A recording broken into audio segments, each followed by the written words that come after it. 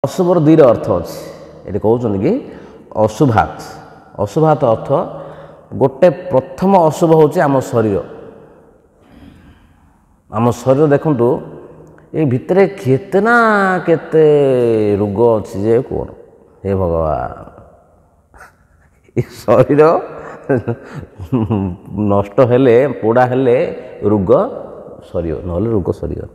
ଏତେ ରୋଗ ଅଛି ତା ଭିତରେ ଆମେ ଦୁଇ ଦିନ ଯଦି ଗାଧାନି ଏ ଶରୀର ଭିତରୁ ସୁଦୁର୍ଗନ୍ଧ ବାହାରିବ। କ'ଣ ଅଛି ସୁନ୍ଦର କହିଲ ଶରୀର ଭିତରେ? ଆଉ ବାହାରୁ ତ ଗଲା ଛାଡ଼ି ଦିଅ, ଆଉ ଭିତରୁ ତୁମେ ଯଦି ଚିରି ଫୋଡ଼ାଫୋଡ଼ି କରି ଦେଖିବ ବୋଲେ କିଛି ନାହିଁ, ସେ ଭିତରେ ରକ୍ତ ମାଂସ ହାଡ଼, କ'ଣ ଭଲ ଜିନିଷ ଅଛି କହିଲ?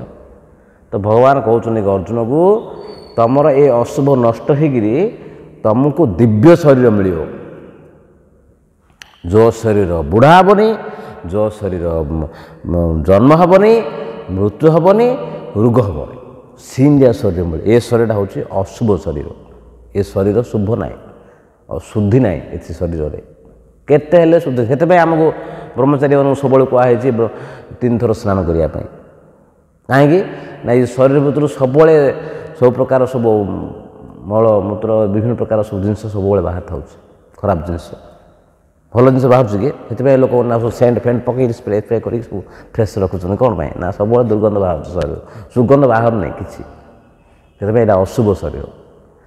ହଁ, ତାପରେ ଭଗବାନ କହୁଛନ୍ତି ତୁମେ ଏ ଶରୀର ଅଶୁଭ ଜିନିଷ ତ୍ୟାଗ କରିକିରି ତୁମେ ଯେତେବେଳେ ମୋ ପାଖକୁ ଆସିବ ମୁଁ ତୁମକୁ ଗୋଟେ ବଢ଼ିଆ ଦିବ୍ୟ ଶରୀର ଦେବି। ତାପରେ ଅଶୁଭର ଆଉ ଗୋଟେ ଅର୍ଥ ଅଛି କ'ଣ ନା ଇଏ ସଂସାର। କିଏ ଯଦି ଭାବିବ ଆରେ ଆମେ କେମିତି ଅଶୁଭ ହେଲେ, ଆମେ ତ ଭଗବାନଙ୍କର ଅଂଶ, ଆମେ କେମିତି ଅଶୁଭ ହେଲେ? ତ ଭଗବାନ କହୁଛନ୍ତି ବାସ୍ତବରେ ତୁମେ ଅଶୁଭ ନୁହଁ। ଯଦି ଆତ୍ମଦୃଷ୍ଟିରୁ ବିଚାର କରିବା ଅଶୁଭ ନୁହଁ।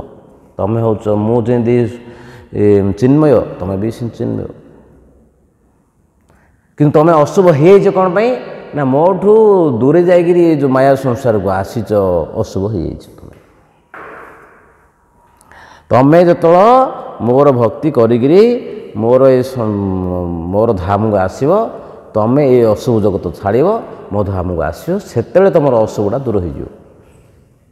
ଯେଉଁ ପର୍ଯ୍ୟନ୍ତ ତୁମେ ଏ ଭୌତିକ ଜଗତରେ ଅଛ ସେ ପର୍ଯ୍ୟନ୍ତ ତୁମେ ଅଶୁଭ ହିଁ ରହିବ। ସେଥିପାଇଁ ଭଗବାନ କହୁଛନ୍ତି କି ଯେତେବେଳେ ପ୍ରକାର ଆମେ ଭଗବାନଙ୍କର ଭକ୍ତି କରିକିରି ଭଗବତ ଧାମକୁ ଯିବା।